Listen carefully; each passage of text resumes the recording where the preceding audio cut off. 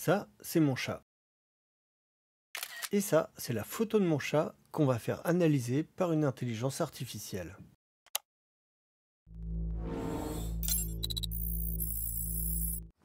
Avec un indice de confiance de 100%, ce chat est le chat le plus mignon du monde.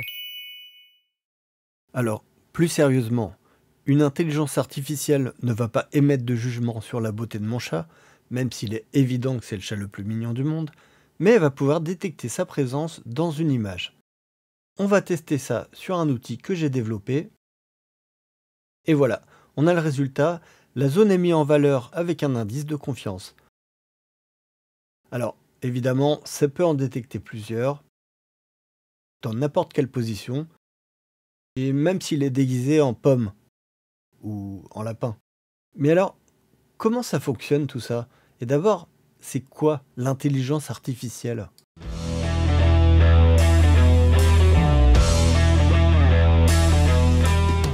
Aujourd'hui, l'intelligence artificielle, on la trouve partout, au quotidien. Dans nos maisons, dans nos voitures, dans nos télés ou encore nos réseaux sociaux. Et oui, parce que le domaine de l'intelligence artificielle, il est très vaste. On va y retrouver plusieurs sous-domaines.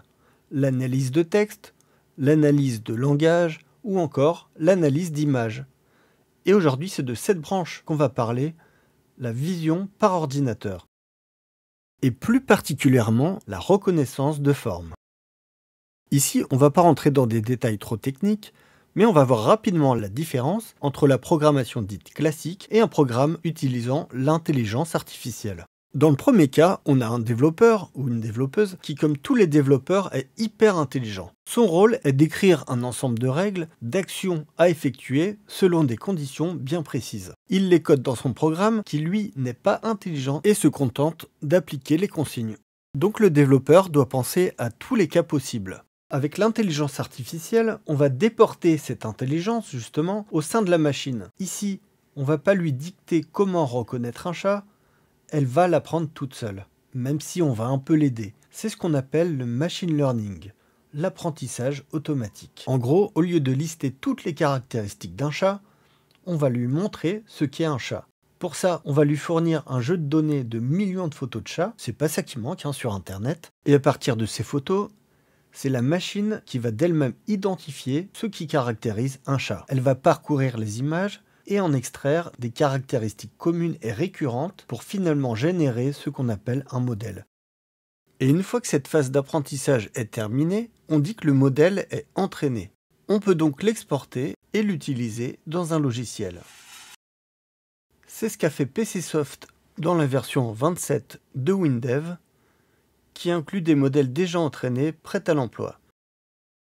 On a 3 modèles fournis en standard, les plaques d'immatriculation, les visages et un modèle YOLO qui est en fait un ensemble de modèles correspondant à quelques dizaines d'objets du quotidien, du mobilier, des animaux, des fruits et divers autres objets, bouche d'incendie, sac à dos, télécommande et toilettes.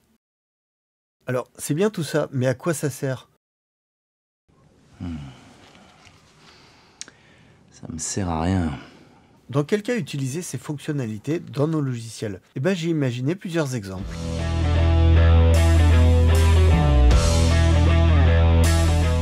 Pour la bureautique, on peut imaginer un logiciel pour classer automatiquement toutes vos images et faire des recherches en fonction du contenu. Dans le domaine scientifique, on peut imaginer un outil d'identification et de suivi des espèces animales, mais on peut également trouver un usage dans le domaine des transports. Imaginons un logiciel qui analyse les images extraites d'une caméra de surveillance et qui peut détecter les bagages abandonnés.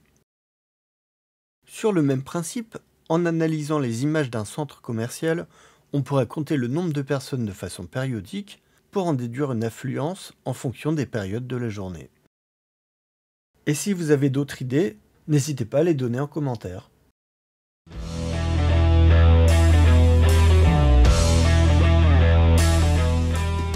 Alors, comment implémenter ça dans notre projet WinDev? On va utiliser la nouvelle fonction IA Detect. Elle prend en paramètre une image, celle qu'on veut analyser, et un tableau de constantes qui va permettre de préciser les types d'objets qu'on souhaite détecter. On peut définir un des 3 modèles qu'on a vu tout à l'heure, ou plus précisément un ou plusieurs objets du modèle YOLO. Le résultat de cette fonction, c'est un tableau de variables de type IA résultat image. Ce type est constitué de 3 propriétés, l'indice de confiance, la constante correspondant à l'objet identifié, et enfin une variable de type polygone permettant d'indiquer l'emplacement de l'objet détecté. Voilà mon projet. J'ai une fenêtre avec un champ image et une table avec 2 colonnes, le numéro de l'élément trouvé et l'indice de confiance. J'ai créé une procédure permettant l'analyse d'images qu'on va voir ensemble. J'ai d'abord une variable de type image à laquelle on va affecter l'image contenue dans le champ image de la fenêtre. Ensuite, j'ai mon tableau de constantes qui me permet de définir l'objet. Ici, on veut uniquement détecter les chats, donc on a un seul élément. Et enfin, j'ai un tableau de variables de type IA résultat image. Et à ce tableau, on affecte le résultat de la procédure IA detect. On va mettre un point d'arrêt juste après l'appel et on va tester.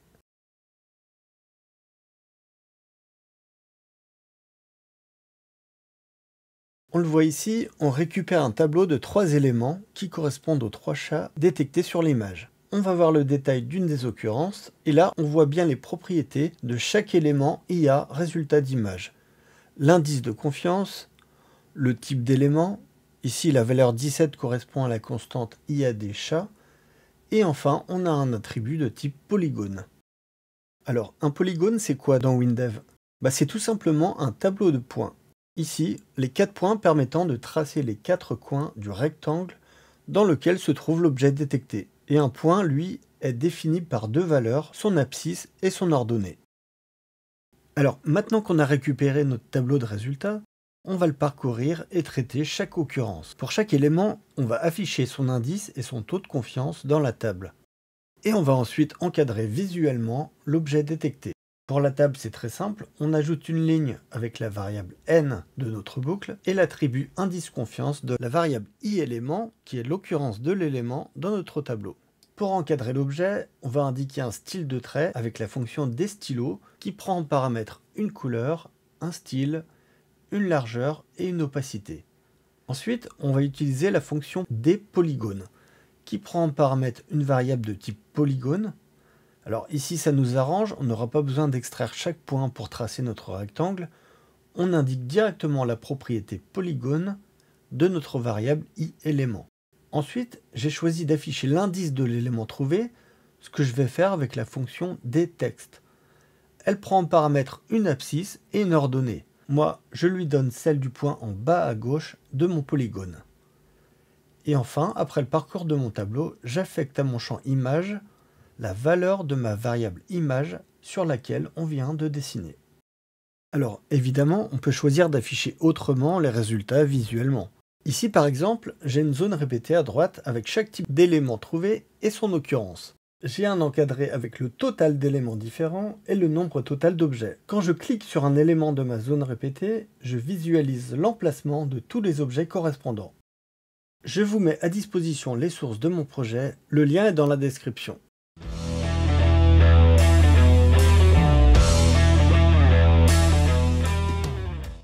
Alors, est-ce que ça fonctionne bien? Objectivement, oui. Dans l'ensemble, on a de très bons résultats. On peut le voir, la détection est très rapide, et ça, quel que soit le nombre d'éléments. Ce qui est intéressant de remarquer, c'est que ça fonctionne également si l'image n'est pas une photo, par exemple un tableau. On voit ici par exemple qu'il détecte tous les personnages. Par contre, ça ne fonctionne pas si l'image est trop figurative, sur un dessin par exemple. Et si on teste avec une photo un peu plus dense, on voit que les résultats sont satisfaisants. Celles qui ne le sont pas sont celles en bas qui sont tronquées ou celles qui sont en arrière-plan. Mais dans l'ensemble, la détection est efficace.